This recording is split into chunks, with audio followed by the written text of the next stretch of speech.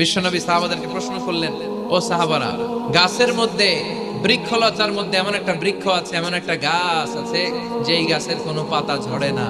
ওই গাছের দৃষ্টান্ত মুমিনের দৃষ্টান্তের মতো। বলো তো দেখি তোমরা পারো কিনা ওই গাছটা কি? কেউ পারে না। কেউ বলে ওই গাছ, কেউ বলে মরুভূমির ওই ক্যাকটাস গাছ, কেউ বলে ওই গুলমলতা, কেউ বলে ওইটা, কেউ বলতে পারে না। বিষ্ণু বললেন কারোটা হয়নি। ইন্নাহা নাখলা, এটা হলো খেজুর গাছ। সাহাবারা ভাবছে খেজুর গাছ তো প্রত্যেক ঘরের পিছনে পিছনে, এটা ধরছে নাকি? ধরলে তো কঠিনটাই ধরবে। এজন্য সাহাবাদের প্রত্যেক বাড়ির পাশে খেজুর গাছ। ওইদিকে মন যায় না, মন কাছে দূরে, দেখি তো কোন গাছ, খুঁজে পায় না। সুবহানাল্লাহ পড়েন।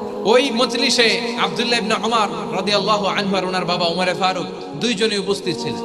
বাড়িতে যাওয়ার পরে ছোট্ট আব্দুল্লাহ ইবনে ওমর সাইয়েদনা ওমরে ফারুককে বলেন, আব্বা, বিশ্বনবী যে আজকে প্রশ্নটা করছিল আমি কিন্তু উত্তর জানতাম। ওমর ফারুক বললেন, বলো কি, তুমি জানতা যেটা খেজুর গাছ? আব্দুল্লাহ ইবনে ওমর বলেন, না আমি আবি, হ্যাঁ আমি জানতাম। তো বললা না কেন? তুমি যদি আজকে উত্তর দিতে পারতা। তিনি বললেন, লাল চাঁদওয়ালা উট পেলে মানুষ